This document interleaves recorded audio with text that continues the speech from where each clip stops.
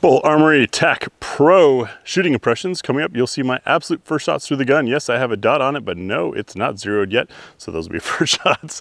Full magazine plus one. We'll take it to the what's for dinner table to see what the gun eats. The spinner for sights and trigger control. Do some practical accuracy on a 1-inch square from 7 yards, and then give you my concluding thoughts about a pretty neat gun. Coming up next on GBGuns. A little bit different first shots here because, well, I slapped a dot on it for a couple reasons. One, I wanted to pair it nicely with my TAC 4 1/4 without the ports and see how they compare. So putting the same dot on it was a neat thing to do. And the other is, as some of you may have noticed, my vision isn't that great anymore. I'm having some trouble focusing on front sights. This having a blacked out front sight because of the ports, I knew I was going to have troubles. Plus, add in the wonderful severe lighting angles that we get here in the Pacific Northwest. It's 90 degrees out, so pardon the sweat as well. But first 10 shots, this is Winchester 115 grain. It tends to be a hotter load, so we may get a bit of a show out of the ports. I went with the hotter load, hoping I could feel more with the ports. As far as difference of ported and non and all that, that will be another video, likely on the second channel. So let's see how my dry zero did at the house. That is flat. That was stupidly flat shooting. Maybe a little low, we'll verify. Yeah, maybe a scotch. I knew that was gonna be left. Yeah, I'm gonna bring it up a little bit. Wow. that is much flatter shooting than I was expecting. For those of you that have been studying ports or thinking about them, there's this conundrum, and that is you get more pressure out of the ports the closer they are to the chamber. So typically a shorter barreled gun with ports is going to have more pressure pushing on the port, a chance for higher port efficiency depending on port design. This being a 5-inch barrel, we've got a longer barrel, but we have small ports and 8 of them. The BUL Armory does on purpose, and I was curious if it was going to make, what that felt like. That didn't seem to bring us up much. Seems like we're hitting exactly where we were before. Nice ragged hole group. Not a problem for first rounds through a gun. However, I am trying to adjust the sight.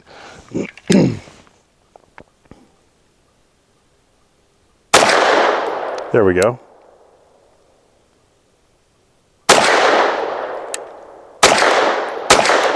Man, that's a fun shooter. A little bit loud, get a little bit of percussion, feel it on my hat. But after the recent port trend, kind of gotten used to that. Now, let's head over to the 20-yarder and do full mag plus one. Full magazine plus one is meant to see how a gun runs fully stuffed using that Winchester 115. Now, the BUL Armory magazines are not the same as your standard double stack 1911. They're a different pattern, but that also means they hold one more round. So we now have 19 rounds, 18 rounds plus one. And this is also where I tend to find, or I try to find, the rhythm and cadence of the gun, feel the slide movement. I do have that steel, that 12-inch round out at about 25 yards, as I always do. Didn't bring the target camera over because it's hot.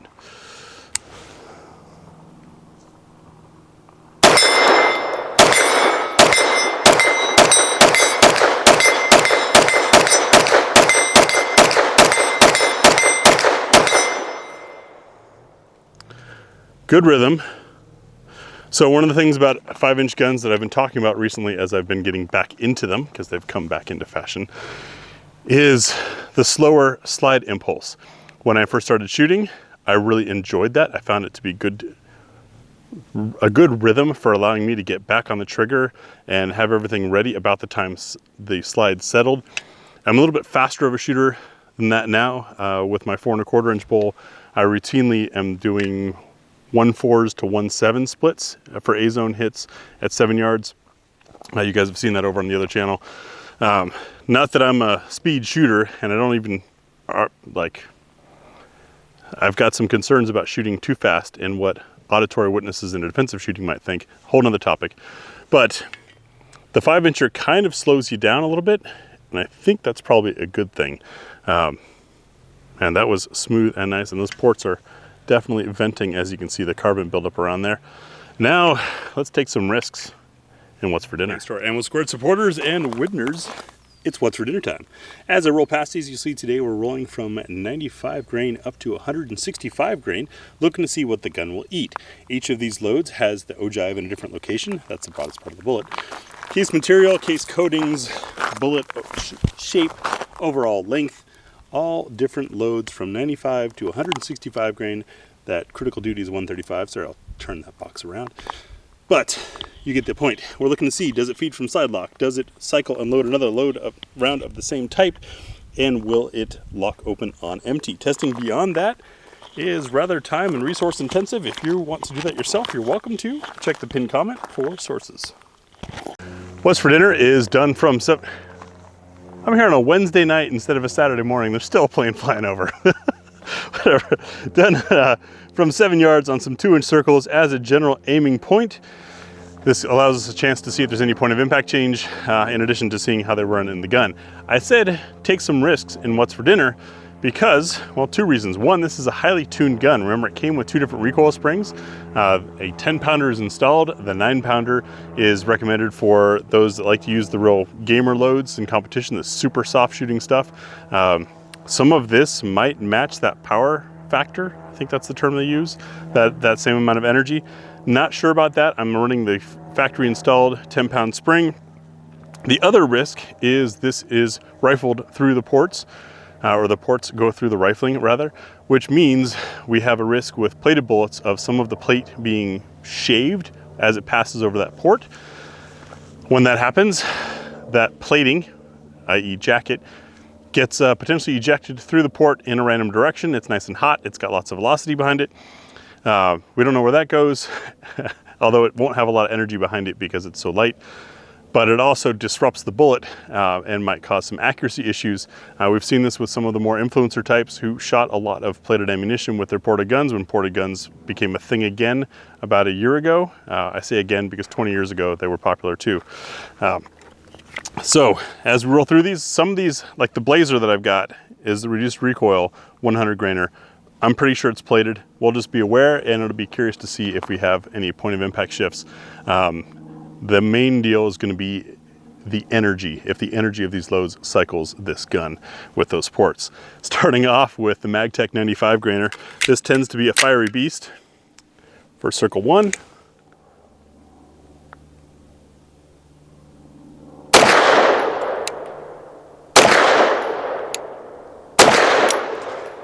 I don't know if you guys saw it, but I saw a nice fire V come out of the top of the gun. It's pretty fun to watch.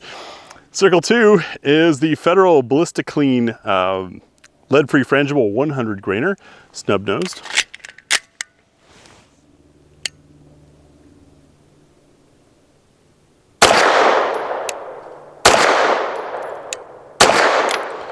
Very soft. We also made sure that the target paper is on the target good and taut this time. Sometimes we see holes that are a little bit ragged. In the past, people have asked if that meant the bullet was tumbling. Those have also been when the paper was a little bit loose, or maybe part of it was wet or something because I shoot in all weather. Today it's tight, today it's dry. So odd shaped holes might be indicative of a problem with the bullet. And here's the big question mark, the Blazer 100 grain. Reduced recoil. It's a soft load, it's a light load, it's probably a plated load. What are we gonna get?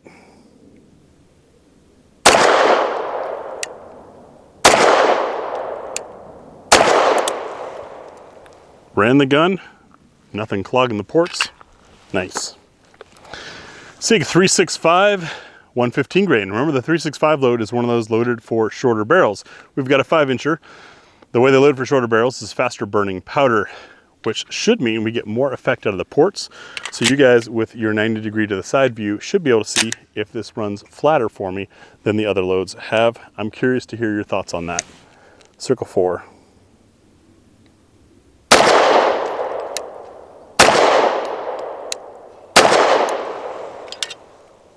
Runs. Circle 5, the Hag, Horny American Gunner, 124 grain. Jacketed hollow point. This tends to be spicier. So I'm getting more push in my hand, but not getting any more rise. I believe that is the ports doing their job, which is pretty impressive. Good job of BUL Armory with this V8 porting. It, in theory, and this is part of why I was curious about this gun, the V8 style porting being smaller holes and moving down the length of the barrel would allow for greater pressure on those ports, which should make for more effective compensation. That's the whole point of the ports. Versus the chunk porting, when they just lop a piece off the barrel, that's a massive pressure dump. And that pressure dump probably happens very rapidly, which theoretically would be more of a snap downwards of a push versus smaller holes like this kind of blowing off and venting gas. If you think of the piston system on a PWS and the way it vents, that kind of setup. Mags are loaded. Now on to Circle 6. Federal Law Enforcement Premium 124 grain HSTs.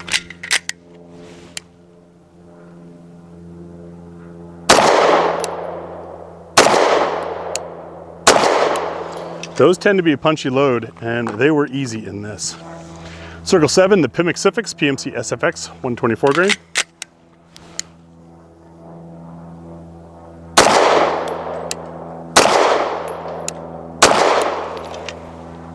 No issues cycling. Now the Hornady Critical Duty 135 grain, and if you're with me on the joke, let us know about what time your critical duty is.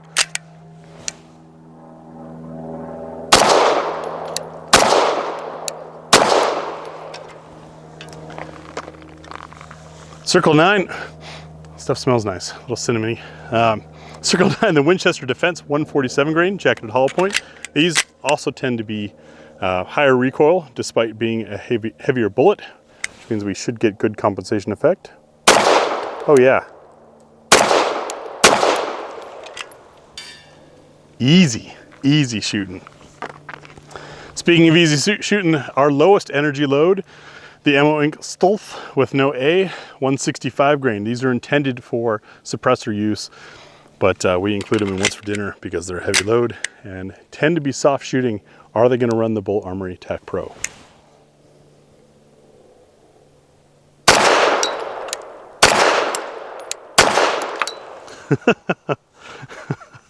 Like a large 22, but it runs.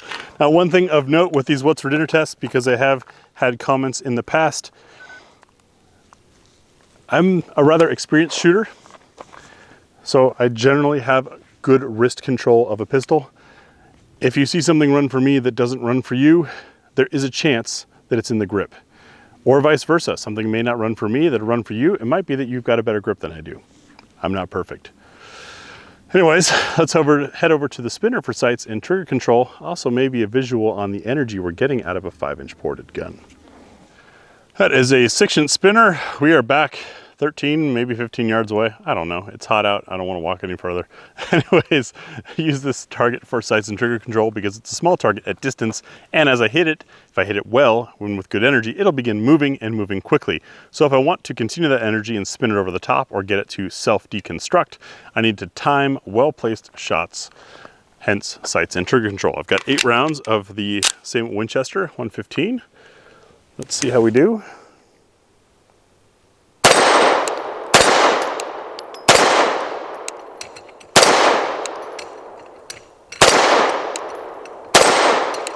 Twice over the top.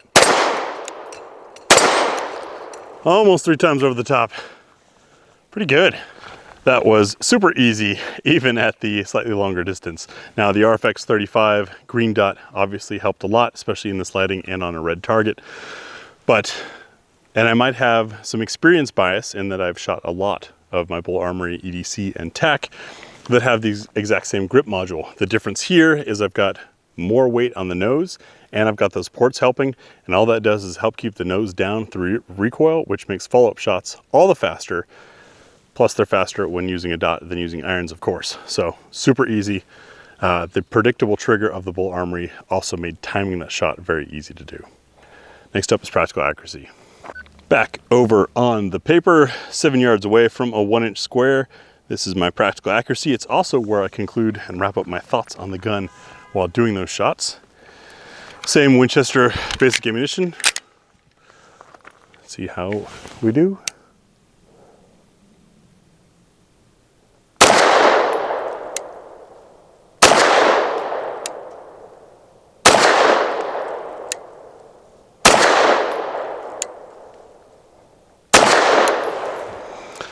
Pretty good. About as we expected out of the BUL Armory TAC Pro. After shots. As a fan of BUL Armory, this is my 12th total model. What was I expecting out of 3/4 inch longer barrel and slide, a steel frame, and some ports? I was expecting an already great platform to get better. Performed greatly today, was very easy shooting even in 90-degree heat, and this isn't the first gun of the day, so I'm not exactly fresh and energetic as I go through this. The BUL Armory made up the difference for me, and this brings me to what I think is a discussion point. So I'd love to hear your thoughts on this, especially from those of you that watch this portion of the video, because I know you're the more educated shooters. All the time we go back and forth between just as good and buying performance. Does the challenge of getting one of these, and tips on that of course will be in the article as I've discussed before, because they're not easy to find. Does the challenge of getting one of these enable you to shoot better? I think there is some yes to that. I think that there is a maximum level that you can reach with any given gun, and a gun that is ready for that level and beyond can help you go past that. I've now reviewed 5-inch 9mm double stack 1911s. This one was easily the best and the easiest shooting of them all. Also easily the most expensive of them. That's not saying the other guns are inferior, but I think there's a market for both.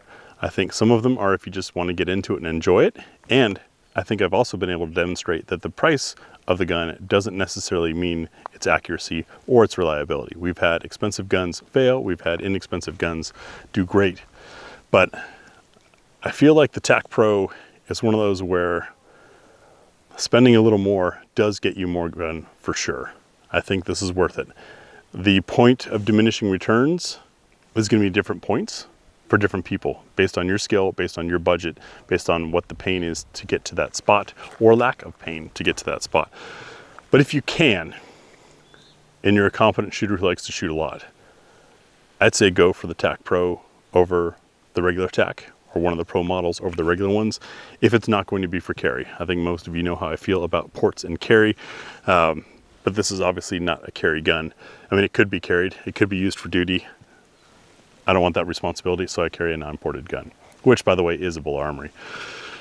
So, phenomenal, absolutely phenomenal. Easily a new favorite, something to go into a favorites list. And I do have a playlist of my favorites over time as I review them. If I have a good time, I tuck it in that playlist. Not many people know about that. Let me know if you'd like to see a video or article wrapping up some of my all-time favorites. I've thought about doing it. I'm not sure if it's fair because it is personal opinion, but I'm generally pretty good at backing up my opinion with facts and experience, especially after having reviewed more than 500 handguns.